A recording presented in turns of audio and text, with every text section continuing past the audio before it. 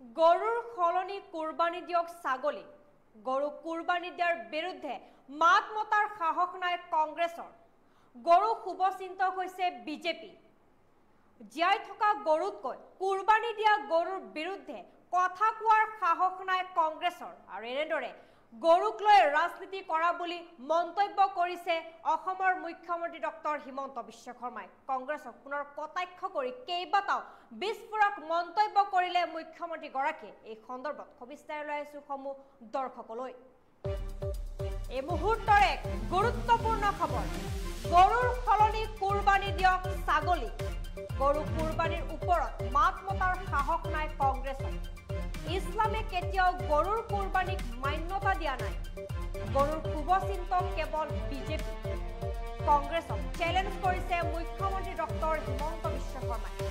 জীয়াই থকা গৰুতকৈ গৰুৰ কুৰবানীৰ বিৰুদ্ধে কথা কোৱাৰ কিয় সাহস নাই কংগ্ৰেছৰ বিজেপিৰ সাহস আছে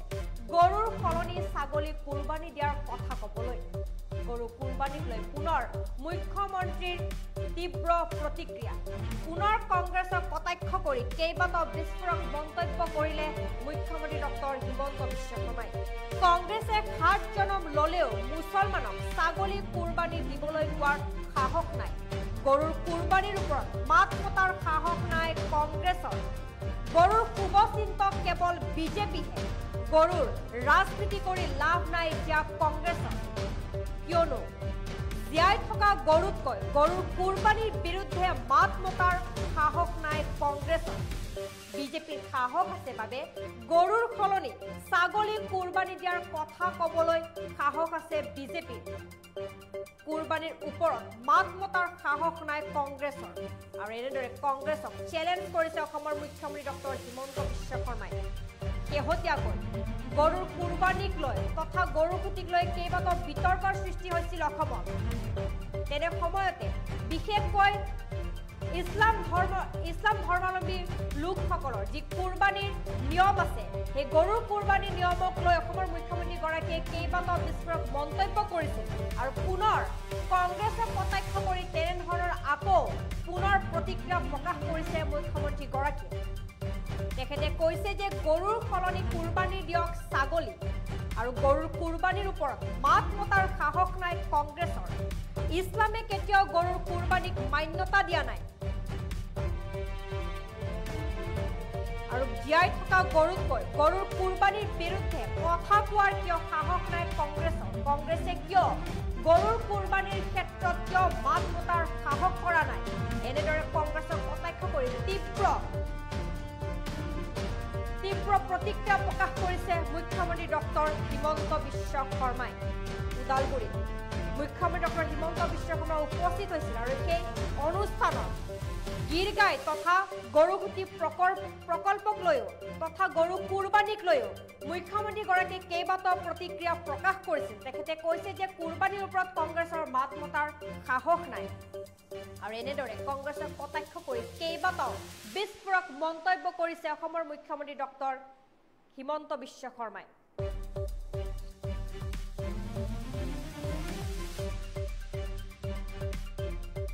যে বিৰোধী দলে য'ত মাতিব লাগে তাত নামাতে অসমত যে হাজাৰ হাজাৰ গৰু কুৰবানী হৈ আছে মাতিব ক'ত লাগে জীয়াই থকা গৰুত মাতিব লাগে নে যোনে গৰু মাৰি আছে সেইটোত মাতিব লাগে কংগ্ৰেছ দলক মই চ্যালেঞ্জ কৰিব পাৰোঁ যে কুৰবানীৰ ওপৰত তেওঁলোকৰ মাত মাতাৰ সাহসে নাই আমি যেনেকৈ বিজেপিয়ে ক'ব পাৰোঁ যে ইছলামে গৰুৰ কুৰবানীটোক কেতিয়াও মান্যতা কৰা নাই যিকোনো জন্তুৰ কুৰবানী হ'ব পাৰে নে নোৱাৰে কওক এতিয়া বিজেপিৰ সাহস আছে যে ৰাইজক অনুৰোধ কৰিব যে ৰাইজ অহাবাৰ গৰুৰ কুৰবানী নকৰিব ছাগলীৰ কুৰবানী কৰক কংগ্ৰেছে পাৰিব নেকি কংগ্ৰেছে 7 জনম ল'ব লাগিব এইটো কথা ক'বৰ কাৰণে কংগ্ৰেছেতো নোৱাৰে তাৰমানে গৰুৰ শুভচিন্তক কোন আজিলৈকে কেতিয়াবা এই যে দোকানে পোহৰে নামঘৰ মন্দিৰৰ সন্মুখত গৰু বিক্ৰী হৈ থাকে কংগ্ৰেছে ক'বাত প্ৰতিবাদ কৰা দেখিছে নেকি বা ধুবুৰীত যে ইমান ডাঙৰ ঘটনা হ'ল আজিও হাজোত এটা নামঘৰৰ সন্মুখত গৰুৰ মাংস পোৱা গৈছে কংগ্ৰেছে এটাও গৰিহণা দিব নেকি গতিকে কংগ্ৰেছে জীয়াই থকা গৰুৰ কথা ক'ব নালাগে নহয়, মৰা গৰুৰ কথাহে ক'ব লাগে কোনে মাৰিলে। গতিকে কংগ্ৰেছ পাৰ্টিটোৱে উল্টা, য'ত বাজিব লাগে তাত নাবাজে, য'ত বাজিব নালাগে তাত বাজে।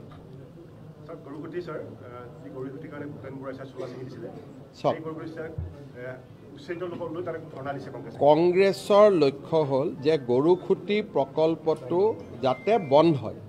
আৰু যিখিনি মানুহক আমি উচ্ছেদ কৰিছোঁ তেওঁলোকে যাতে গৰুখুটি প্ৰকল্পটো বন্ধ হোৱা বুলি কৈ পুনৰ দখল কৰিব পাৰে। যোৱাকালি গৰুখুটিৰ ৰাইজে কি ক'লে যে আমি তেজ দিম কিন্তু আমি ইয়াত কাকো সোমাব নিদিওঁ। গতিকে কংগ্ৰেছক ইমান ডাঙৰ ৰাইজে উত্তৰ দিয়াৰ পিছত মই আৰু উত্তৰ দিয়াৰ কোনো প্ৰয়োজন নাই। দ্বিতীয়তে আপোনালোকে মনত কৰক যে এতিয়া নাৰেংগী কৰোৱাৰ দলং হৈ যোৱাৰ পিছত গৰুখুটিৰ মাটিৰ ভেলু কিমান বাঢ়ি যাব, আৰু এই মাটিৰ অধিকাৰ কাৰ লগত? থলুৱা ৰাইজৰ লগত। আজি যদি গৰুখুটি সময়ত উচ্ছেদ নহ'লহেঁতেন, এই যে মস্ত দলং হোৱাৰ পিছত ওচৰৰ গোটেই মাটিৰ ভেলুৱেশ্যন বাঢ়িব, এইটোতো আমাৰ খিলঞ্জীয়া মানুহে নাপালেহেঁতেন।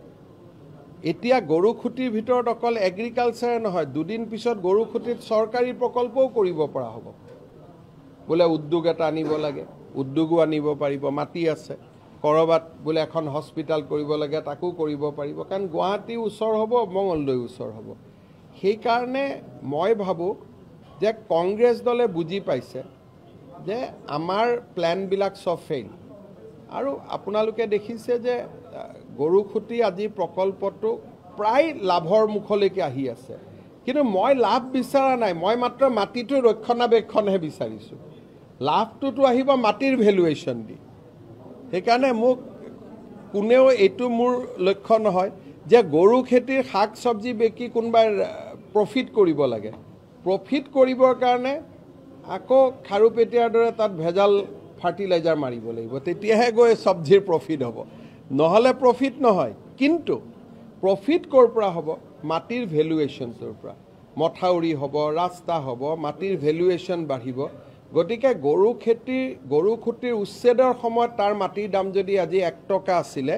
আজি তাৰ মাটিৰ দাম 100 টকা হৈ গ'ল। গতিকে কোনোবাই যদি ইকনমিক্স জানে আৰু লাভ আৰু লোকচানৰ যদি হিচাপ কৰিব খোজে, আজি গৰুখুটিৰ মাটিৰ আজি যদি কোনোবাই বিক্ৰী কৰে, আৰু আগত সন্দেহজনক লোকৰ হাতত গৰুখুটি থাকোঁতে মাটিৰ তাতে বিঘা 1000ও নাছিল, আজিৰ দিনত তাৰ মাটিৰ বিঘা 1 লাখ হৈ গ'ল। গতিকে ভেলুৱেশ্যন কোনে বঢ়োৱালে গৰুখুটিৰ? সেইকাৰণে কংগ্ৰেছৰ কোনো মানে মোৰ দুখ লাগে পাৰ্টিটোলৈ, যিটো পাৰ্টিয়ে কুৰবানীৰ বিৰুদ্ধে মাত মাতিব নোৱাৰে, নামঘৰত গৰু থলে মাত মাতিব নোৱাৰে, সেই পাৰ্টি আকৌ এটা গৰুৰ ৰাজনীতি কৰি আছে, হয়নে নহয়?